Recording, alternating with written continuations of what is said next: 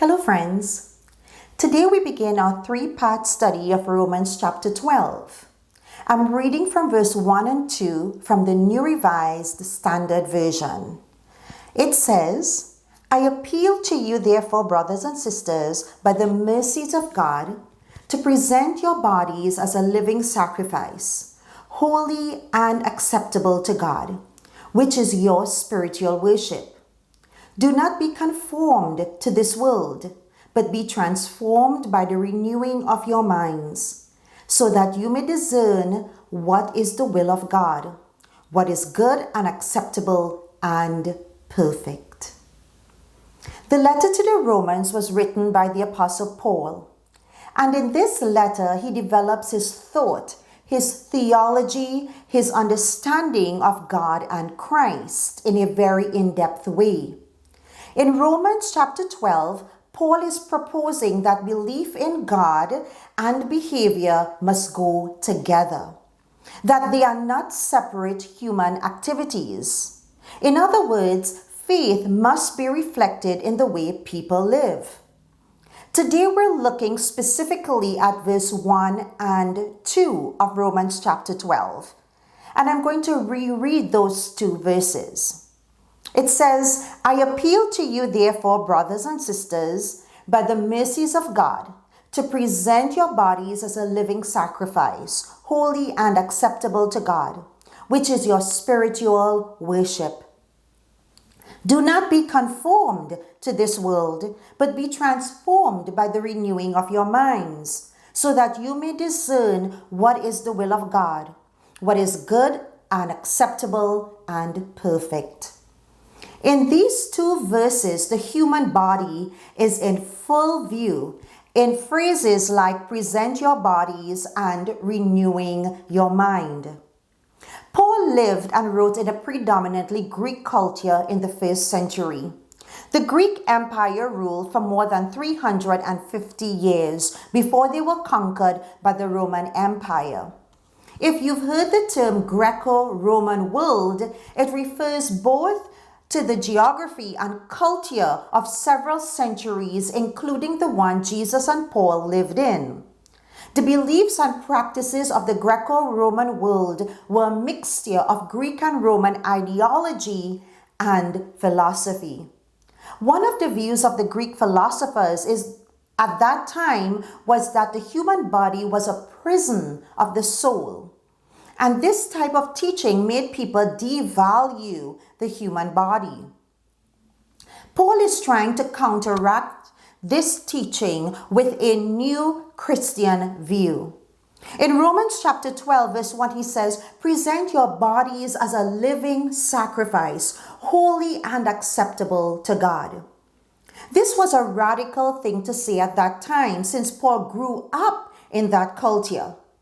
But he saw the human body as created by God, made in the image and likeness of God.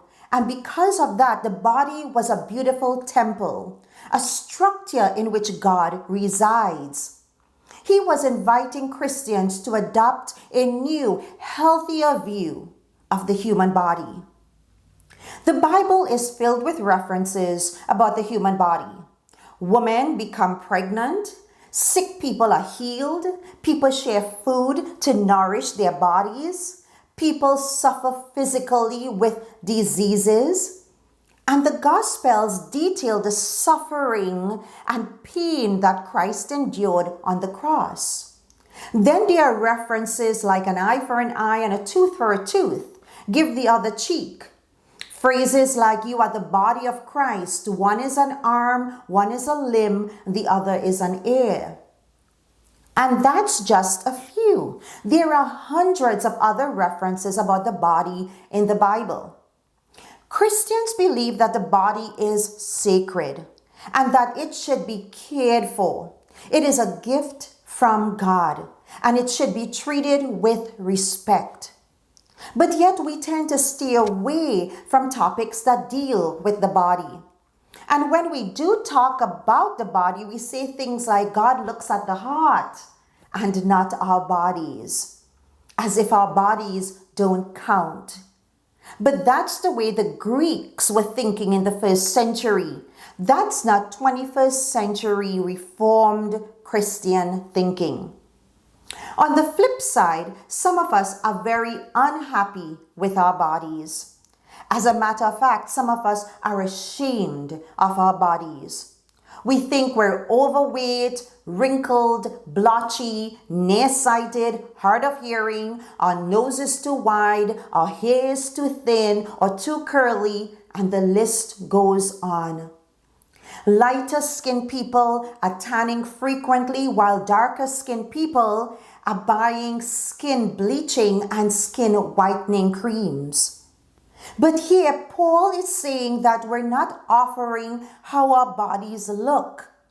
Our body has value because it was created by God for good. The body is not significant because of the way it looks, but because of the way it acts. We should care for our bodies and make healthy and smart choices, and then use our bodies as instruments of mercy. Our bodies carry with them power and influence that should be used to bring peace, love, and hope to the world. Paul says, don't give into behaviors which harm the body or distract it from doing good. Instead, let your mind, which is an integral part of your body, guide you as to what you should do and how you should live. When we do good, we become a living sacrifice for God. So today, I appeal to you to take good care of your bodies, to honor your body, love it, embrace it.